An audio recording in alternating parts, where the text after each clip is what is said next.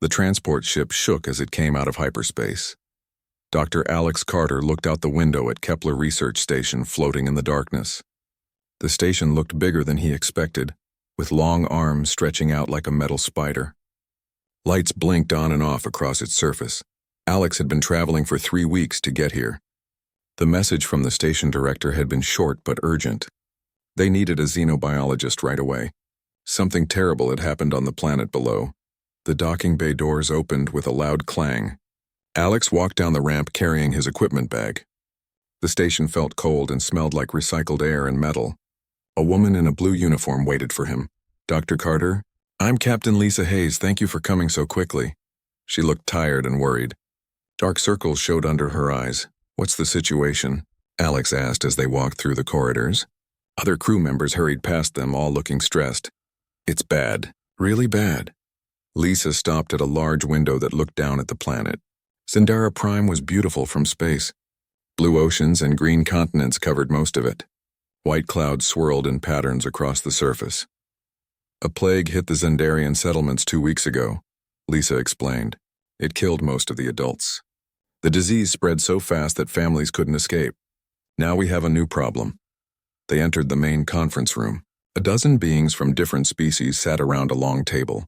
At the head sat Admiral Zektar, a tall alien with gray skin and 4 arms. His species, the Vorthons, were known for being practical and logical about everything. "Ah, the human arrives," the Admiral said through his translator device. His voice sounded like metal scraping on stone. "Dr. Carter, we have been discussing the situation on Zendara Prime. Please sit." Alex took a seat as holographic images appeared above the table. They showed aerial views of Zendarian settlements. The buildings looked empty and dark. Bodies lay scattered in the streets. The plague killed approximately 80% of the adult Zendarian population. Admiral Zektar continued. "The survivors have been evacuated to medical stations. However, there is another matter." The hologram changed to show thermal scans of the planet. Dozens of small heat signatures appeared scattered across the wilderness areas. "Cubs," said Dr. Vera Nomak, a reptilian scientist from the Saurian Collective. 37 juvenile Zendarians, all under 6 months old. They were left behind when their parents died. Alex studied the images. The heat signatures were small and weak.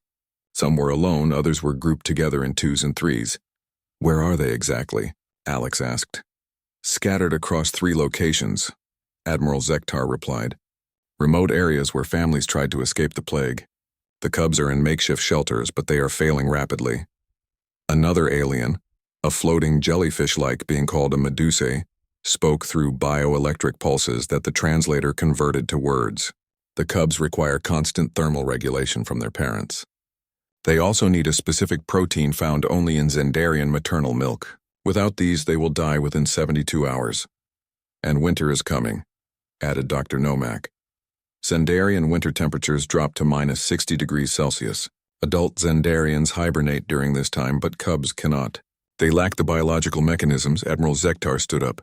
His 4 arms moved as he spoke. "We have made the difficult but logical decision to evacuate our teams before the winter storms arrive. The cubs cannot be saved with current resources. It is tragic, but we must focus on preserving the adult survivors who can rebuild their civilization." Alex felt something cold in his stomach. "You're going to leave them?" "Dr. Carter," the Admiral said patiently, "we are not abandoning them carelessly. 3 of our best xenobiologists have studied this problem. The cubs need their parents' milk protein to survive. We cannot synthesize it with our current technology. They need constant body heat that our environmental suits cannot provide efficiently, and they need emotional bonding that takes months to establish. The mathematics are clear," added a crystalline being whose species communicated through light patterns. "Probability of cub survival without parental care, 0.03%. Resource cost of attempting rescue enormous. Logical conclusion, focus efforts on viable survivors." Alex looked around the table. Every species represented here was more advanced than humans in most ways. The Vorthons had faster than light travel when humans were still using steam engines. The Saurians had mastered genetic engineering centuries ago. The Medusae could live for thousands of years, but they were all giving up on 37 babies. "What if I tried anyway?" Alex said quietly. The room fell silent. Admiral Zektar's large eyes focused on the human. Dr. Carter, I understand that humans have a reputation for optimism, but this is not a situation where hope can overcome biology. Maybe not, Alex replied. But I've spent my career studying how different species care for their young. Sometimes there are solutions that aren't obvious at first. Dr. Nomak made a sound that might have been a laugh. Those cubs need proteins that exist only in their species. They need heat regulation that requires constant contact. They need emotional bonding that begins at birth. You cannot simply will these things into existence. Alex stood up and walked to the holographic display. He studied the thermal readings from the planet. The cubs' heat signatures were getting weaker. Some that had been visible in earlier scans were now gone. Give me a small team and one ship, Alex said. If I'm wrong, you lose nothing you weren't already going to lose. If I'm right, 37 lives get saved. Admiral Zektar was quiet for a long moment. His translator made small clicking sounds as he thought. The winter storms begin in 4 days, he finally said. Once they start, no ship can reach the surface for 3 months. You would be trapped. I understand. And if you fail, it will be added to your species record. Humans attempted an impossible rescue and failed, wasting resources and risking lives unnecessarily. Alex looked at the weak heat signatures on the display. Each one represented a baby that would die cold and alone if no one tried to help. I can live with that, Alex said. Captain Lisa Hayes stepped forward. My ship, the Aurora, is small enough to handle the atmospheric conditions. I'll take him down. Admiral Zektar made a gesture with his 4 arms that seemed like resignation. Very well, Dr. Carter, you have 72 hours. After that, the storms will make extraction impossible until spring. I hope your human optimism proves more effective than our logic suggests it will be. Alex nodded and looked one more time at the holographic display. 37 small lights flickered weakly against the darkness. In 3 days, if he failed, those lights would go out forever, but he had to try. The Aurora dropped through Zendara Prime's atmosphere like a falling stone. Captain Lisa Hayes gripped the controls as the ship shook and rattled. Ice crystals formed on the windows as they descended into the planet's cold air. Temperature outside is -20 and dropping, reported Dr. Sam Rodriguez from the co-pilot seat. He was a marine biologist who had volunteered for the mission. The first location is 2 kilometers ahead. Behind them, Pete Johnson checked his equipment one more time. The engineer had spent the entire trip down working on portable heaters and shelter materials. I've got enough power cells for maybe 5 days if we're careful, he said. Alex studied the readings on his scanner. The heat signatures were even weaker than they had appeared from space. How long since the last adult died in this area? Best guess is 8 days, Sam replied. Maybe 10. The ship landed with a soft thud in a clearing surrounded by tall purple trees. The landscape looked like something from a dream. The vegetation had colors that didn't exist on Earth. Bright orange grass, silver leaves, and flowers that glowed with their own light. But there was no time to admire the view. The team grabbed their equipment and headed for the nearest heat signature. It was coming from a small structure made of woven branches and some kind of natural fiber. Alex pushed aside the entrance covering and looked inside. His breath caught in his throat. 5 small creatures huddled together in the center of the shelter. They looked like a cross between bear cubs and human children. Their fur was thick and silver, with patterns that seemed to shift in the light. They had large dark eyes and tiny hands with delicate fingers. The cubs were clearly sick.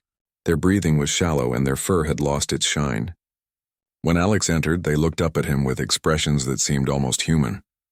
One of them made a soft sound that might have been a whimper. They're beautiful, Sam whispered. Alex knelt down slowly, not wanting to frighten them. The cubs watched him carefully but didn't try to run away. When he reached out his hand, one of them sniffed it cautiously. Body temperature is about 5 degrees below normal for their species, Alex observed, checking his readings. They're hypothermic but still conscious. Pete set up a portable heater in the corner of the shelter. The cubs immediately moved toward the warmth, pressing against each other. The next location is 1 kilometer north, Lisa said through the radio. I'm reading 7 heat signatures there. They spent the next 2 hours moving between the 3 locations. In total, they found 37 cubs. Most were in groups of 3 to 7, though a few were alone. All of them were sick, cold, and clearly dying. The cubs varied in size from about that of a human 6-month-old to others that seemed closer to 2 years old. The older ones tried to care for the younger ones, sharing what little warmth they had and making soft sounds that might have been comforting words. "We need to get them all to one location," Alex decided. "They'll have a better chance if we can keep them together." They chose the largest shelter and began the careful work of moving the cubs. The little creatures were surprisingly cooperative. They seemed to understand that the humans were trying to help them. As they worked, Alex noticed something interesting. The cubs responded to human voices and touch in ways that seemed unusual for a species that had never encountered humans before. They calmed down when spoken to gently, and their body temperature seemed to rise slightly when held. "I'm going to try something," Alex told the team. He sat down and carefully picked up one of the smaller cubs. The creature was so light it felt like holding a bundle of warm fur. The cub looked up at Alex with its large dark eyes. Then it did something unexpected. It reached up with one tiny hand and touched Alex's face. The touch was gentle and curious, like a human baby exploring something new. "Their neural development is more advanced than the files indicated," Sam observed, taking readings with his scanner. "Look at this. Their brain activity increases when they're in contact with us." Alex held the cub against his chest, sharing his body heat. The little creature's breathing became deeper and more regular. After a few minutes, it made a sound that almost sounded like purring. "We need to solve the food problem," Alex said. "What do we know about their dietary needs?" Sam pulled out his portable lab kit. "The files say they need a specific protein chain found only in Zendarian milk. Let me analyze some samples and see if there's any substitute we can make." While Sam worked on the food problem, Pete focused on shelter improvements. He sealed gaps in the structure to keep the cold out and set up a network of heaters powered by portable fusion cells. But the real breakthrough came when Alex experimented with holding the cubs. Human body temperature was close enough to Zendarian adult temperature to provide the warmth the cubs needed. More importantly, the cubs seemed to form an immediate bond with their human caretakers. "This is remarkable," Sam said, looking at his test results. "I can synthesize a protein substitute using components from our emergency food supplies. It's not exactly the same as what they need, but their digestive systems might be able to process it." He mixed the first batch of synthetic milk using protein powder from their rations, combined with vitamins and minerals. The cubs were suspicious at first, but hunger won over caution. They drank the mixture eagerly. Within an hour, the improvement was visible. The cubs became more active and their fur began to look healthier. They started making more sounds, some that seemed like attempts at communication, others that were clearly expressions of contentment. But as the day wore on, new challenges appeared. The temperature outside continued to drop. Ice began forming on the inside walls of the shelter despite the heaters. And worst of all, several of the cubs developed coughing fits that sounded like the beginning of respiratory infections. "The humidity is too low," Pete observed. "The cold air is too dry for their lung tissue." Alex looked at the cubs gathered around the heaters. Some of the older ones had taken charge of caring for the younger ones, sharing food and warmth. They worked together in ways that seemed to show intelligence and empathy. "We need to take shifts," Alex decided. "Each of us needs to hold cubs continuously to keep their body temperature stable. And we need to monitor them for signs of illness." As night fell on Zendara Prime, the temperature dropped to -40 degrees. The wind howled around their shelter, and snow began to fall heavily outside. The heaters struggled to keep the interior warm enough. Alex held 2 of the smallest cubs, while Sam and Pete each held 1. Lisa took the first watch, monitoring the older cubs who were sleeping together in a pile near the main heater. The cubs seemed to sense the danger they were all in. They stayed close to their human caregivers and made soft sounds that seemed to be attempts at communication. One of the older cubs kept looking at Alex and making a complex series of sounds that almost seemed like it was trying to learn human speech. "They're adapting faster than should be possible," Sam whispered. "Their brain scans show neural pathway formation that typically takes months happening in hours." As the wind grew stronger outside, Alex realized they were facing a much bigger challenge than just keeping the cubs alive for one night. The winter was going to last for months, and they had supplies for maybe a week. But looking down at the small creature sleeping peacefully in his arms, Alex knew he had made the right choice. Whatever happened next, at least 37 small lives would not die alone and forgotten. The cubs had survived one more night. Now they just had to survive 100 more. The storm hit on the 4th day. Alex woke up to the sound of wind screaming around their shelter like an angry beast. Ice crystals flew through the air outside, and the temperature had dropped to -55 degrees. "The main heater is failing," Pete reported, his breath visible in the cold air. He worked frantically with his tools trying to repair the power connection. "I can probably fix it, but we're using power faster than the cells can recharge." Alex looked around the shelter. The 37 cubs were arranged in small groups with humans positioned among them to share body heat. Over the past few days, something remarkable had happened. The cubs had started to organize themselves in ways that helped everyone stay warmer. The older cubs, who seemed to be about a year old, had taken charge of the younger ones. They arranged sleeping groups where the smallest cubs were in the center, surrounded by medium-sized ones with the largest on the outside. It was exactly the pattern that adult Zendarians would use, but these cubs had figured it out on their own. "Look at this," Sam said quietly, showing Alex his scanner readings. "Their brain activity is off the charts. They're learning and adapting at a rate I've never seen in any species." One of the cubs, a medium-sized one that Alex had started calling Silver because of her especially shiny fur, approached him with purposeful movements. She made a series of sounds that were becoming familiar, a pattern of clicks and soft whistles that she used when she wanted attention. "She's trying to tell us something," Alex realized. He knelt down to Silver's level. The cub immediately grabbed his hand with her small fingers and started pulling him toward one corner of the shelter. Silver led Alex to where 3 of the smallest cubs were huddled together. They were breathing in short, shallow gasps and their fur looked dull. Alex checked them with his medical scanner and felt his heart sink. "Respiratory infection," he announced to the team. "Their immune systems can't handle the cold and humidity changes." Sam quickly prepared doses of human antibiotics, adjusted for the cubs' smaller body weight. It was a risk. The medicine might help them or it might make them sicker. But without it, the 3 small cubs would certainly die.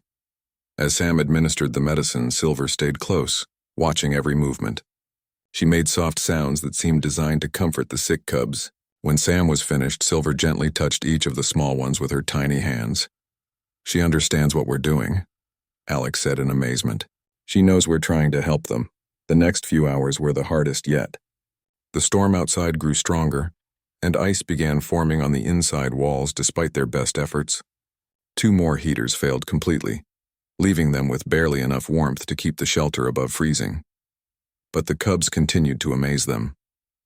As the temperature dropped, they automatically rearranged themselves into tighter groups. They shared the synthetic milk without fighting, making sure the smallest ones got enough. And most remarkably, they began imitating human sounds. "Listen," Lisa whispered during her watch shift. She pointed to a group of cubs near the main heater. They were making sounds that clearly mimicked human speech patterns. Not words exactly, but the rhythm and tone of human conversation. Alex listened carefully. The cubs were having what sounded like a discussion. They made questioning sounds, responding sounds, and even what seemed like disagreement sounds. It was like listening to a group of human babies trying to talk. "Their vocal cords are adapting," Sam observed. "They're physically changing to better communicate with us." On the 6th day, disaster struck. The main power cell finally died completely. Pete worked for hours trying to repair it, but the cold had damaged too many components. They were left with only the emergency battery, which had enough power for maybe 12 hours. "We need to make a decision," Lisa said during their evening meeting. The cubs were sleeping in a large pile, using their shared body heat to stay warm. "I can try to reach the Aurora and get more power cells, but in this weather it's extremely dangerous." "The ship is 5 kilometers away," Pete added. "In these conditions, that might as well be 500. Alex looked at the sleeping cubs. In the past week, he had learned to recognize each one individually. There was Silver, who had become their unofficial leader. There was Pip, the smallest, who always slept curled up against Alex's chest.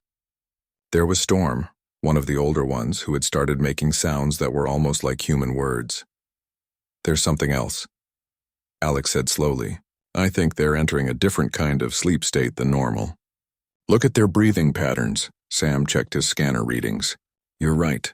Their metabolism is slowing down, but they're not entering full hibernation like adults would. It's something in between." "They're adapting again," Alex realized.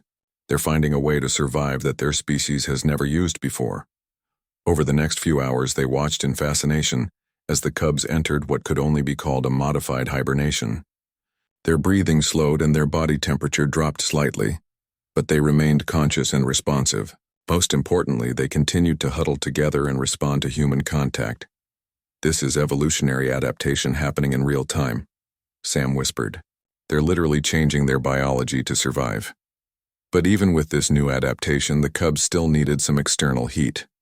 With the power almost gone, the humans made the only choice they could. They arranged themselves among the cubs, using their own body heat to keep the small creatures alive. Alex lay in the center of the largest group, with 6 cubs arranged around him like sleeping children. Their fur was incredibly soft and their small bodies were warm against his chest and arms. Every few minutes, one of them would make a soft sound that seemed like contentment. "Alex," Sam said quietly from his position with another group of cubs, "I don't think we're just keeping them alive anymore. I think they're keeping us alive too." It was true. The cubs seemed to sense when a human was getting too cold or too tired. They would rearrange themselves to provide more warmth or make soft sounds that were somehow comforting. Their presence made the desperate situation feel less hopeless. As the emergency power finally died completely, leaving them in darkness except for the faint glow from the cubs' bioluminescent fur patterns, Alex realized something important. They weren't just trying to save 37 alien babies anymore. They had become a family. "The storm should break tomorrow," Lisa said in the darkness. "If we can make it through one more night, I can reach the ship." Alex felt Pip snuggle closer against his chest, making the soft purring sound that meant she felt safe. Around them, the other cubs made similar sounds. Even in the cold and darkness, they weren't afraid because they weren't alone. "We'll make it," Alex said with certainty he didn't quite feel. "All of us together." Outside, the wind howled with fury, but inside the shelter, humans and cubs slept together, sharing warmth and breath and the stubborn determination to see another sunrise. The long night continued, but it no longer seemed endless. They had each other, and somehow that was enough. Alex woke up to silence. After days of constant wind and howling storms, the quiet felt strange and wonderful. Weak sunlight filtered through the gaps in their shelter walls, and for the first time in a week, he couldn't see his breath in the air. "The storm's over," Lisa announced from near the entrance. She was already putting on her gear to make the trek to the Aurora. "I should be back with new power cells in 4 hours." Alex sat up carefully, trying not to disturb the cubs sleeping around him. But they were already stirring, sensing the change in weather. Silver lifted her head and made a sound that had become familiar, a questioning chirp that seemed to mean, "What's happening?" "Good morning to you too," Alex said softly. Silver's large eyes focused on his face, and she made another sound that was getting closer and closer to actual human speech. Over the past week, the cubs had made remarkable progress. Not just in survival, but in communication and behavior. They had developed a complex system of sounds for different needs: hunger, cold, comfort, danger, and even what seemed like curiosity. "Look at this," Sam said excitedly, checking his readings. "Their brain development has accelerated by months in just 1 week. The neural pathways they're forming would normally take half a year to develop." As the cubs woke up fully, they began their morning routine. The older ones checked on the younger ones first, making sure everyone was healthy and warm. Then they arranged themselves around the humans, clearly expecting breakfast and attention. Alex prepared the morning meal, the synthetic protein mixture that Sam had been constantly improving. The cubs had learned to wait patiently while he worked, but their anticipation was obvious. Pip, the smallest, had started making a sound that was remarkably similar to Alex whenever she saw him. "Did you hear that?" Sam asked, pointing at Pip. "She's saying your name." "It's just coincidence," Alex replied, but he wasn't really convinced. Pip looked directly at him when she made the sound, and she only made it when she wanted his attention. As they fed the cubs, something new happened. Storm, one of the older cubs, approached the food preparation area and began imitating Alex's movements. He picked up an empty container and pretended to mix ingredients, making the same stirring motions that Alex used. "He's copying you," Pete observed. "Not just watching, actively learning." Other cubs began joining in. They picked up small objects and pretended to work with them, mimicking the human's actions. It was play behavior, but it was also clearly learning behavior. Their cognitive development is extraordinary, Sam said, taking more readings. They're not just adapting physically to survive with us. They're adapting mentally to communicate and cooperate with humans. Alex sat down with his usual breakfast companions, Silver, Pip, and 3 others he had started calling the morning crew. They clustered around him, sharing warmth and making soft conversation sounds among themselves. But then something remarkable happened. Silver stood up and walked to the shelter entrance. She made a series of sounds that were clearly urgent, then looked back at Alex expectantly. "What is it, Silver?" Alex asked, getting up to follow her. Silver led him outside into the bright, cold air. The landscape was transformed by the storm. Snow covered everything in smooth white drifts. Ice crystals hung from the purple trees like natural decorations. But Silver wasn't interested in the scenery. She pointed with one small hand toward a distant ridge and made more urgent sounds. Alex looked where she was pointing and saw smoke rising from beyond the ridge. Not the dark smoke of destruction, but the light gray smoke of a fire made for warmth. There are other survivors, Alex realized. Silver, you're brilliant. They gathered the team and followed Silver's directions toward the smoke. The cubs seemed to understand that this was important. The older ones helped carry the younger ones, and they all moved together as a coordinated group. What they found beyond the ridge was both wonderful and heartbreaking. A small group of adult Zendarians, 5 of them, had survived the plague and made it through the storm. They had built a shelter similar to the one Alex's team had been using, but the adults were in terrible condition. They were sick, weak, and clearly dying. When they saw the human team approaching with the cubs, their reaction was a mixture of joy and disbelief. The reunion between the cubs and the adult survivors was emotional beyond words. The cubs rushed to the adults, making sounds of pure happiness. The adults touched each cub gently, clearly amazed that so many had survived. But something unexpected happened next. Several of the cubs, especially the ones who had been with the humans the longest, stayed close to their human caregivers instead of clustering around the adults. When Alex knelt down, Pip immediately climbed into his arms, choosing him over the adult Zendarians. "They've bonded with us," Sam observed quietly. "The cubs see us as their family now." One of the adult Zendarians, an elderly female, approached Alex. She was clearly weak, but her eyes were bright with intelligence. She made a series of sounds, and Alex was surprised to find that he understood some of them. A week of constant exposure to cub vocalizations had taught him basic Zendarian communication. She was saying, "Thank you," through a combination of sounds, gestures, and the cubs acting as translators. Alex learned the adult survivors' story. They had been trying to reach the cubs when the storm hit. They had been trapped by the weather, unable to help, listening to the wind and wondering if any of the young ones would survive. But the most amazing discovery came when the elderly female examined the cubs. She made sounds of astonishment as she looked at their development. Through gestures and basic communication, she made it clear that the cubs had changed in ways that were unprecedented. "They're not the same as they were before," Sam translated as best he could. "She's saying they've become something new." The adult Zendarians were fascinated by the bond between the cubs and humans.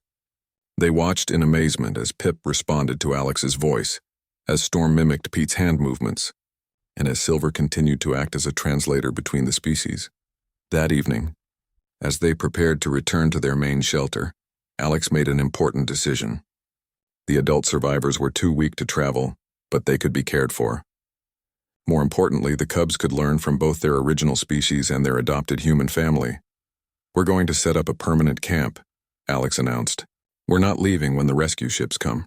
These cubs need time to learn from both species, and the adults need medical care that only we can provide." Lisa nodded in agreement. "The Aurora has enough supplies for an extended stay. And honestly, I don't think some of these cubs would survive being separated from us now." As if to prove her point, Pip made her Alex sound and reached for him when one of the adult Zendarians tried to pick her up. She clearly wanted to stay with the human she had bonded with. That night, they arranged their sleeping groups differently. Cubs clustered with both humans and the adult Zendarians they felt comfortable with. It was the beginning of something entirely new, a mixed family that crossed species lines. Alex lay down with his usual group, but now they were joined by the elderly Zendarian female, who seemed to have adopted him as much as he had adopted the cubs. Silver curled up between them, purring contentedly. "We're not just keeping them alive anymore. Alex said to Sam in the darkness. "We're raising them." All of us together.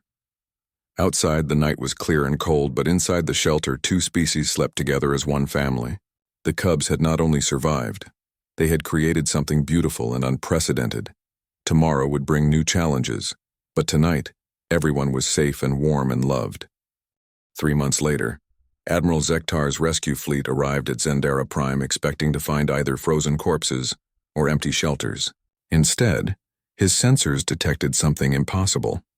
Multiple heat signatures showing healthy, active life in the locations where the cubs had been abandoned. "Sir," reported his navigation officer, "we're reading 36 life signs in the primary location. All appear to be in excellent health." Admiral Zektar studied the readings with his forearms crossed. The mathematical probability of survival had been essentially zero, yet here was clear evidence that someone had not only survived the winter, but thrived. "Prepare a landing party," he ordered. "I want to see this human failure for myself." But when the Galactic Council rescue team landed near the expanded settlement, they found something that challenged everything they thought they knew about survival and adaptation. The first thing they saw was a cub, one of the ones they had declared impossible to save, running freely through the snow. The young Zendarian was healthy, alert, and remarkably well developed. When he saw the new arrivals, he made a sound that was clearly recognizable as a human word. "Hello?" "Impossible," whispered Dr. Nomak, the reptilian scientist. "Cubs cannot learn vocal communication for months after birth." More cubs appeared, followed by humans and adult Zendarians working together. The settlement had grown from a desperate survival shelter into a thriving community. Solar collectors provided power, improved structures offered protection from the weather, and organized areas showed clear signs of long-term planning.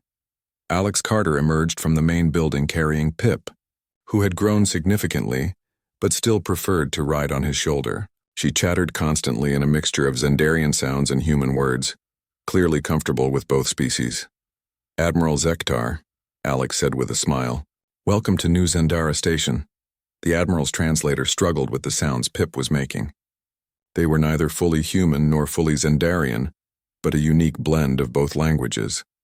"Dr. Carter," the Admiral said slowly, "please explain what we are seeing." Alex gestured around the settlement. Cubs played with human children who had arrived with supply ships.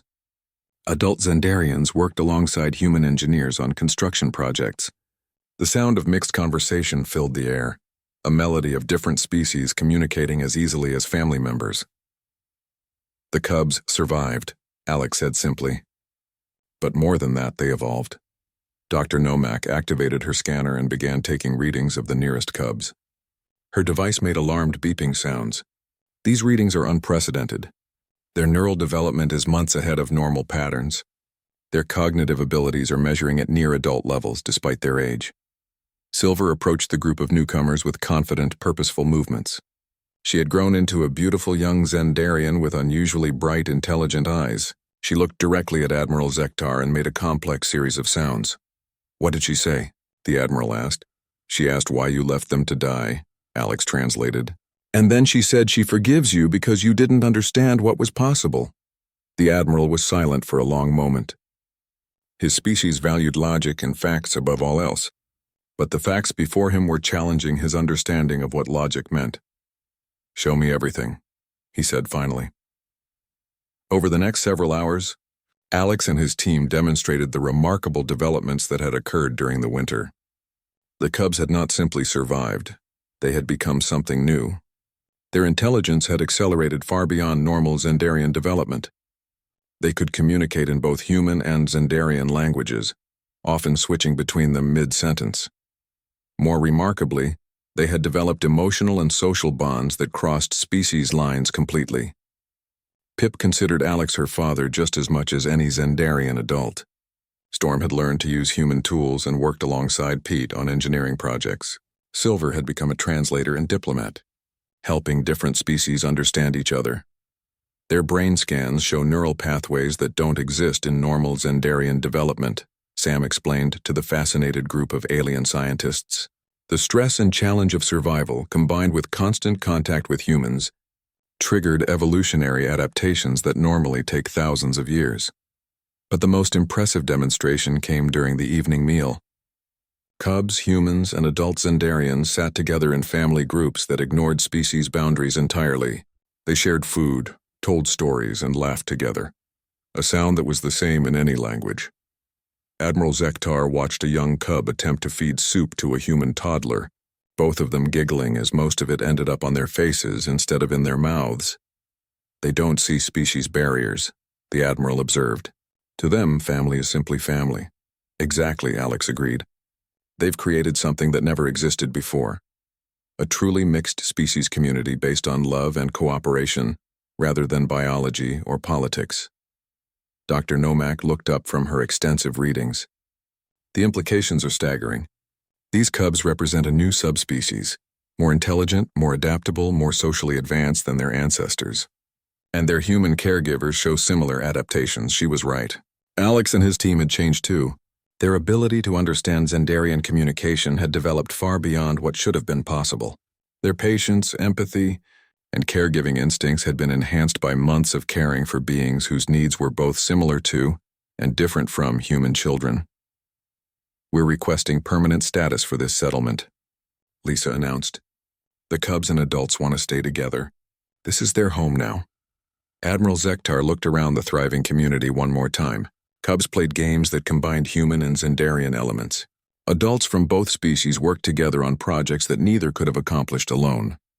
Most importantly, everyone seemed genuinely happy. "Request approved," he said. "New Zendara Station is officially recognized as the first successful interspecies colony in Galactic Council history." That evening, as the Admiral prepared his report for the Council, he struggled to find words for what he had witnessed. How could he explain that human illogic had succeeded where alien logic had failed? How could he describe the sight of different species raising children together, as naturally as if they had always been one people? In the end, his report was simple. The humans were correct. The cubs could be saved. But more than that, they have created something unprecedented, a new form of civilization based on the radical idea that family is not limited by biology. Alex sat outside the main building that night, watching the stars appear in the clear sky. Pip slept in his arms, occasionally making soft sounds in her sleep that sounded like both human words and Zendarian lullabies. Silver approached and sat beside them, now almost fully grown but still preferring Alex's company to anyone else's. She made a sound that meant thinking in their mixed language. "What are you thinking about?" Alex asked. Silver pointed up at the stars and made a complex statement that took Alex a moment to understand. She was wondering if there were other cubs somewhere in the galaxy who needed families, and whether the humans might go help them too. Alex smiled and hugged both Silver and the sleeping Pip closer. "Maybe someday," he said. "But for now, we have enough family right here." Above them, the stars shone down on a settlement where species barriers had dissolved into something much simpler and more powerful. Love, loyalty, and the stubborn human refusal to accept that any child was beyond saving. The cubs who weren't supposed to survive the night had not only lived, they had taught the galaxy a new way to define the word family.